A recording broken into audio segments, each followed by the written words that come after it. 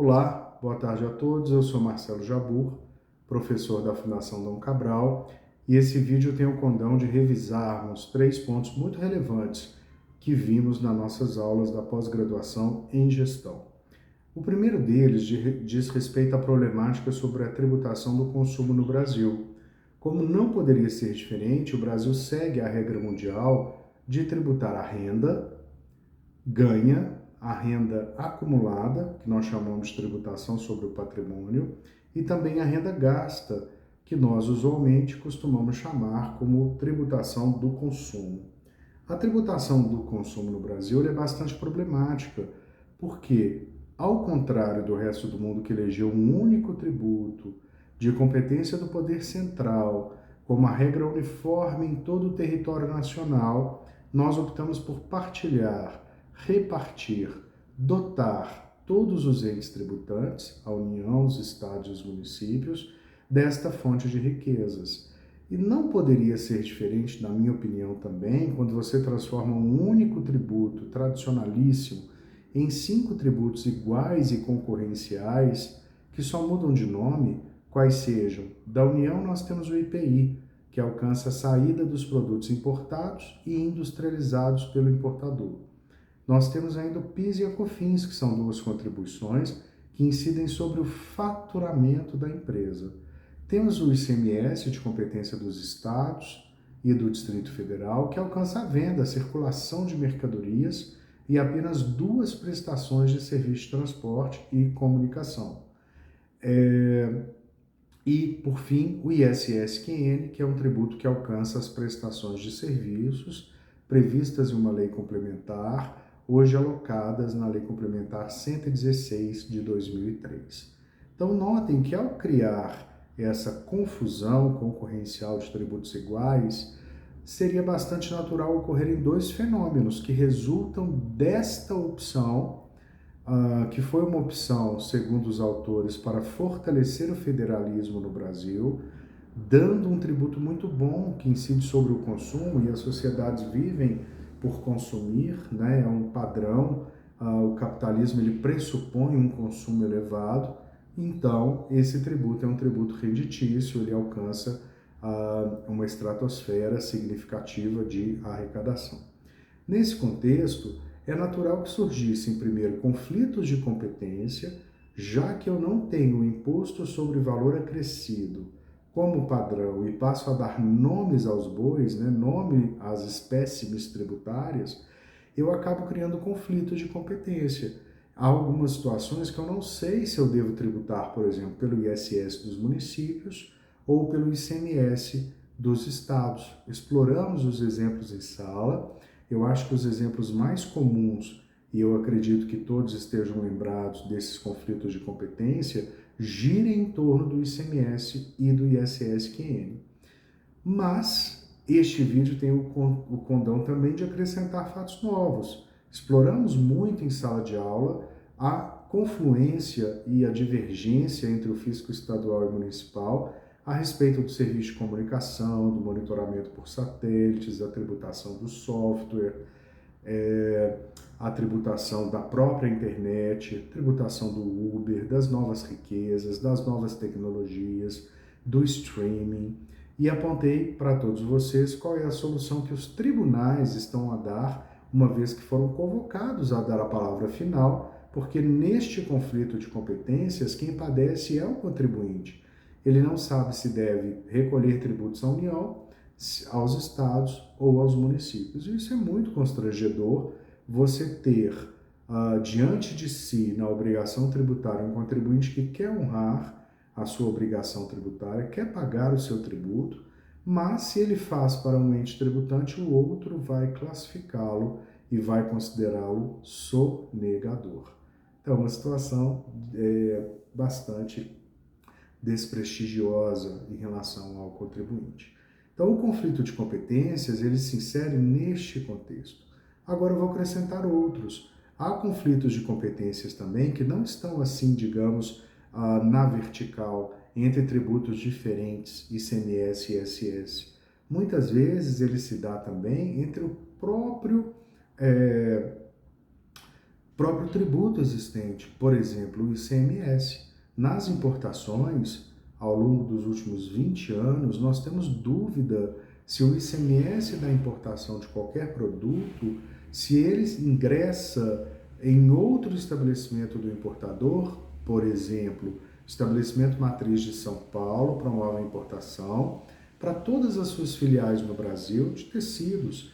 Se de fato lá no desembaraço aduaneiro as mercadorias já forem destinadas às filiais em 3 ou 4 ou N estados do Brasil, aqueles estados passam a exigir também o valor do ICMS que é pago na importação. Nós vimos que o ICMS é um tributo, assim como o IPI, o PIS e COFINS, o ISS, todos sobre o consumo, eles são exigidos no momento do desembaraço aduaneiro para que aquela mercadoria que ingresse no Brasil tenha a mesma carga tributária dos produtos que circulam no nosso território nacional. Então, por essa razão, esses tributos são exigidos no desembaraço. Mas olha que interessante, importar, portanto, deve chamar a atenção de vocês, empresários responsáveis por empresas, porque é muito comum surgir um conflito de competências entre tributos iguais, ICMS do estado importador, que é o de São Paulo, no exemplo dado, versus a obrigatoriedade de se recolher o ICMS para os estados onde a mercadoria efetivamente ingressa.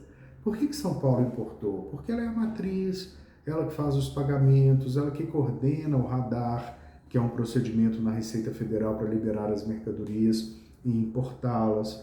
Toda a inteligência está naquele estabelecimento.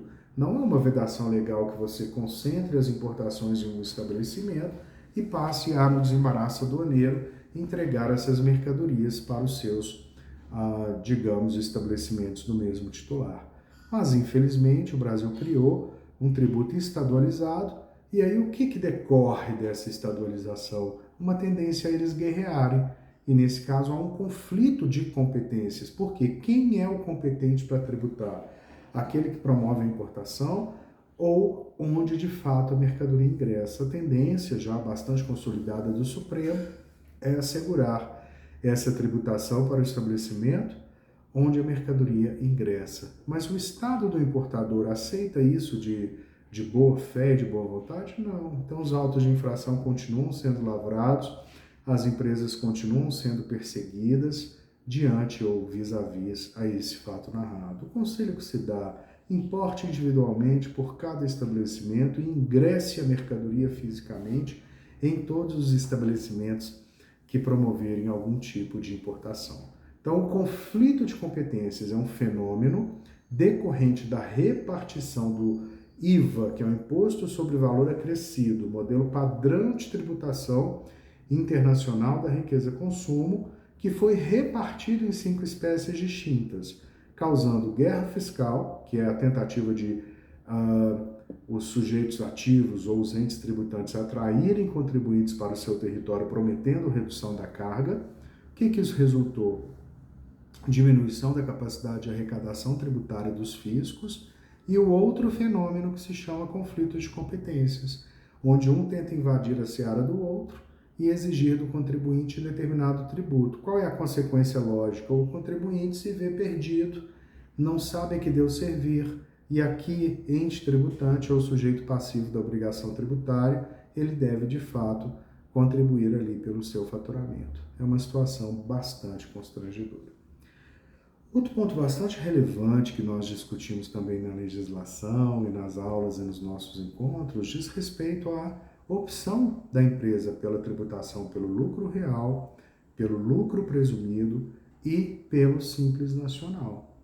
Os contribuintes, eles são, em tese, livres para optarem qual regime ele vai escolher para sofrer a tributação do imposto de renda, a tributação da contribuição social sobre o lucro líquido e observar os impactos relativos ao PIS e COFINS destas eleições. Muito bem. Alguém é obrigado a algum tipo de classificação?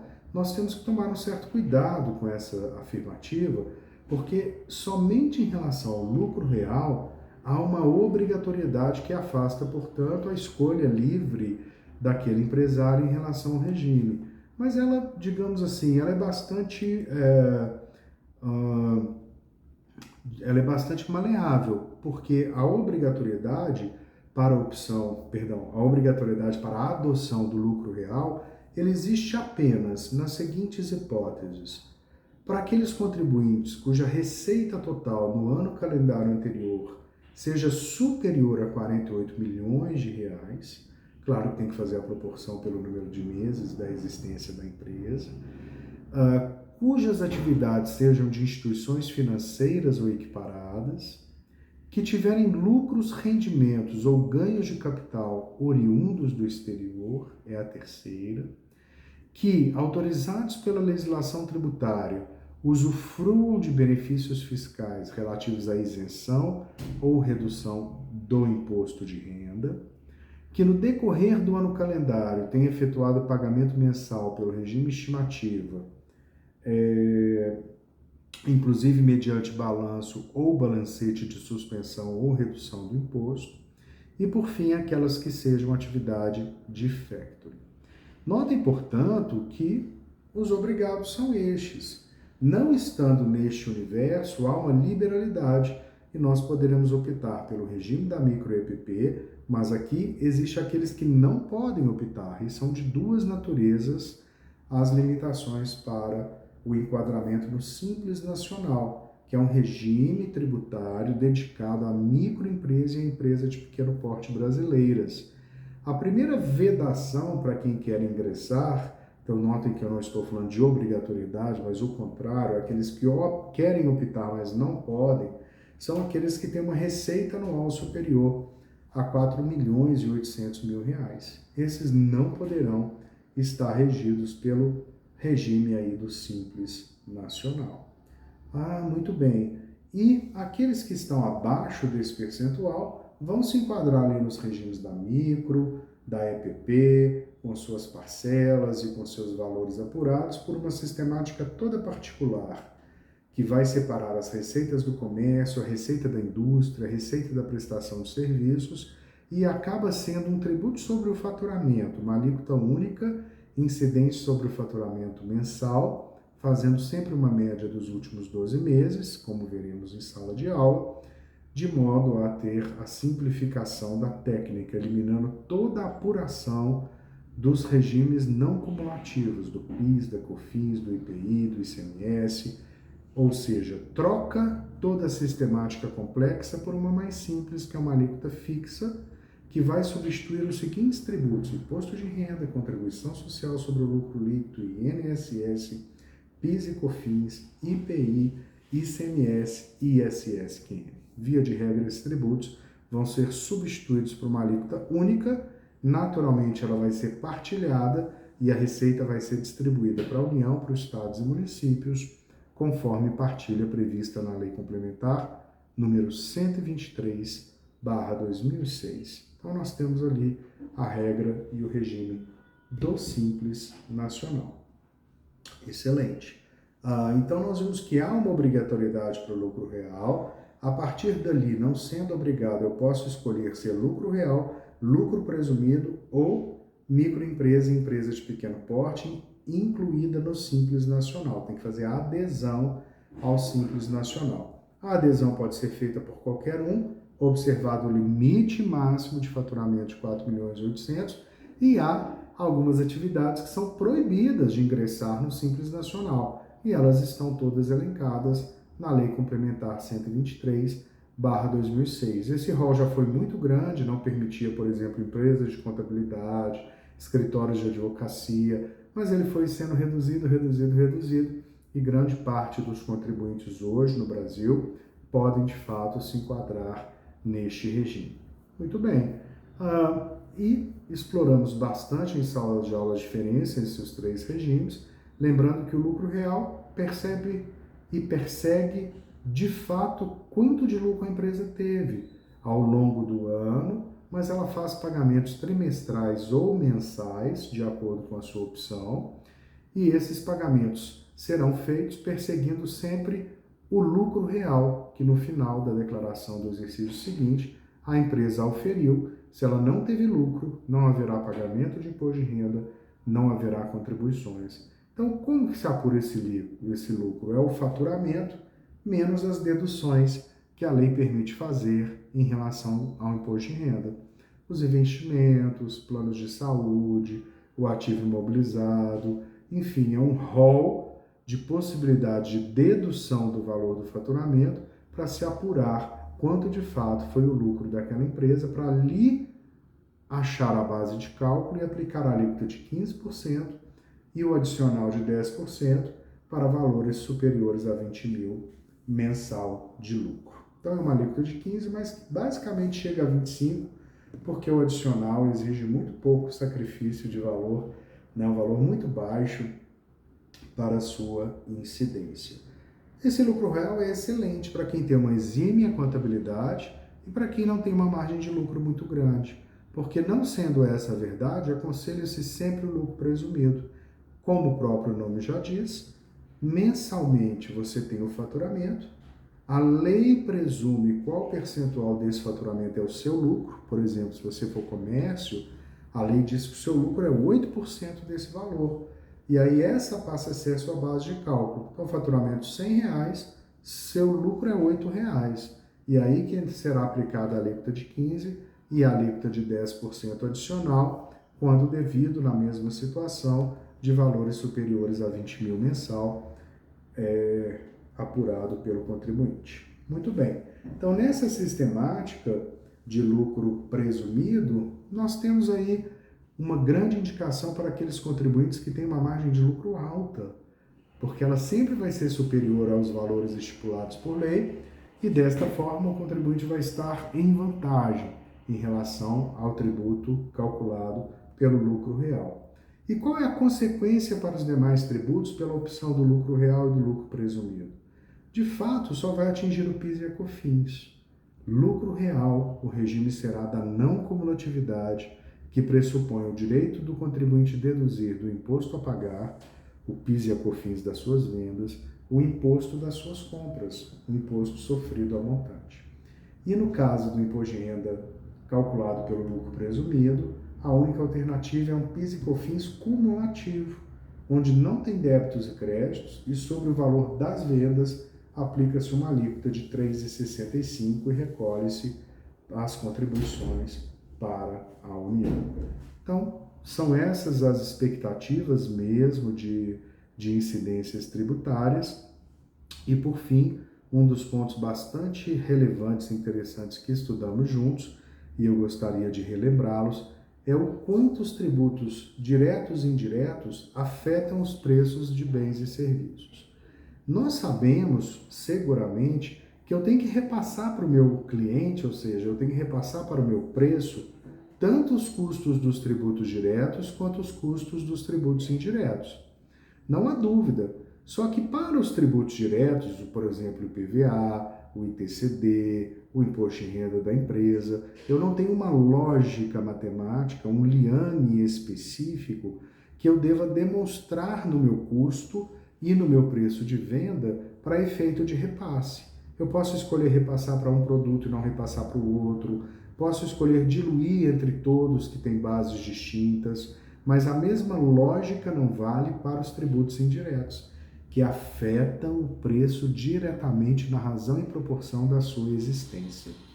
Vou supor que no Brasil só existisse o IVA, apenas um tributo sobre o consumo. Nós sabemos que são 5, mas o que eu vou dizer agora vale para os 5. Quando eu digo que os tributos indiretos afetam o preço, significa que eles devem, no Brasil, estar incluídos no preço ofertado ao contribuinte no momento da venda. Explico melhor. Se uma mercadoria, considerando o custo mais o lucro, quer ser ofertada e vendida por R$100 para um contribuinte, posto preço na vitrine de R$100, dentro desse valor já tem que estar o IVA. Ou seja, se o IVA for de 10%, ou o IPI, ou o ICMS, ou o ISS, ou o PIS e a COFINS, ele vai ter que estar dentro do 100, então eu vou ter que emboti-lo ali dentro e vou aplicar os 10% sobre o 100. Notem que eu vou exigir do meu comprador R$100, mas eu vou ter que decotar esse valor, parte é da receita e parte é meu custo mais lucro. Então esta é a ideia de que os tributos indiretos afetam na mesma medida e na mesma proporção, sempre que ele existir nas operações de circulação de mercadorias. Então vejam bem como há uma diferença do impacto dos tributos diretos, que existe, mas não precisa ser calculado, demonstrado, nem guarda um liame lógico, imediato, necessário e proporcional à sua existência. O mesmo não posso dizer sobre os preços e os tributos indiretos. Então, se naquela operação incidir 9,25% de PIS e COFINS, 18% de CMS, no preço da vitrine, esses dois tributos devem estar ali embutidos nesse valor de 100, para que eu aplique as alíquotas e passe a destacar esse valor, e é o que vai, né, lá para a apuração dos tributos e talvez será recolhido para o Estado ou para a União. Ou seja, eles devem afetar o preço na mesma medida e mesma proporção da sua existência naquela operação. E as empresas que não tomam conta disso com muito critério, porque as alíquotas mudam, elas mudam nas operações internas, nas operações interestaduais, elas têm inúmeros comportamentos distintos e elas vão toda vez afetar o preço de uma forma diferenciada. Então, esses foram os pontos que eu escolhi para tratarmos nesse vídeo e vou disponibilizar para que vocês possam finalizar o curso aí com maestria. Desejo um excelente Natal para todos vocês, um ano novo repleto de alegria e renovo os votos aí para que todos estejam muito bem em 2022. Até breve.